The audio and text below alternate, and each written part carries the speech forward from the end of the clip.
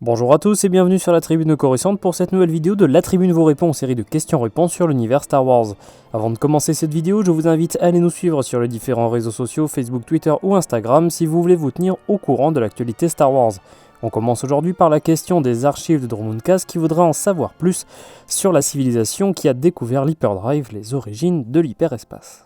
Dans l'univers canon, l'hyperespace est la méthode de déplacement utilisée pour tous les voyages entre les systèmes de la galaxie. Cette méthode était assez peu comprise même à l'époque de la Haute République, restant ainsi un moyen très pratiqué mais dont le fonctionnement n'était pas totalement compris. Les experts de la navigation dans l'hyperespace ont réussi à établir des lois et des faits vérifiés, mais le fonctionnement complet de l'hyperespace demeurait un mystère. L'hyperespace est en réalité une dimension de l'espace-temps qui ne pouvait être accédée qu'en dépassant la vitesse de la lumière via l'utilisation de particules d'antimatière. L'hyperespace coïncidait avec l'espace réel dans le sens où un point géographique dans l'espace réel correspondait à un point géographique dans la dimension de l'hyperespace.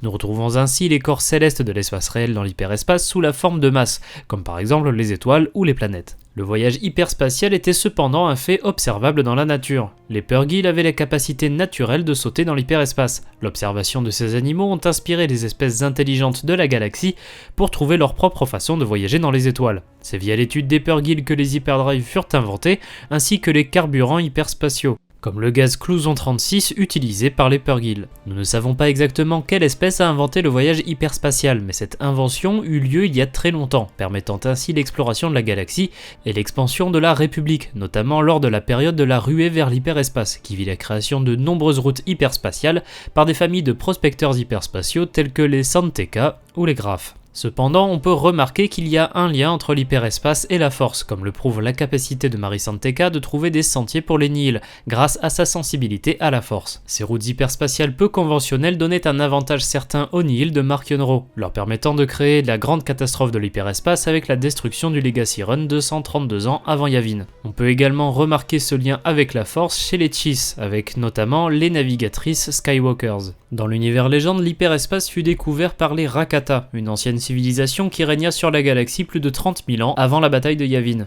Les Rakata utilisaient des appareils répondant à la force pour voyager dans l'hyperespace. Après la disparition des Rakata, leurs appareils furent étudiés par les humains et les Duros, qui parvinrent par rétro-ingénierie à créer les hyperdrives qui, pour leur part, ne nécessitaient pas l'utilisation de la force. Malgré une utilisation globale de l'hyperespace dans toute la galaxie, son fonctionnement et son existence restaient globalement un mystère, même pour les spécialistes de l'hyperespace. On poursuit par une question jointe de François Biot de l'Épine et de Dragon24 qui voudra en savoir plus sur la famille de Han Solo dans l'univers canon et dans l'univers légende. Dans l'univers canon, Han Solo a reçu son nom de famille lors de son recrutement dans l'armée impériale. Cependant, un chasseur de primes snivien affirmait que Han Solo était un descendant direct de Jonash Solo, prince amiral de Corellia et membre de la famille royale corellienne. Ce chasseur de primes pensait que l'histoire du recrutement impérial était un mensonge pour brouiller les pistes. Malgré cette petite théorie, il ne s'agissait que d'une simple coïncidence, Han ayant été nommé Solo par le capitaine Drone Manbrain car il n'avait pas de famille. Ceci n'était pas totalement vrai car nous savons quelques détails sur le père de Han Solo.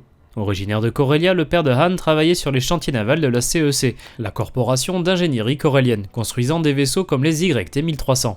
Le père de Han désirait devenir un pilote mais n'a jamais pu acheter son propre vaisseau. Alors qu'il était encore jeune, Han fut abandonné par son père et récupéré par le gang des Vers Blancs de Lady Proxima.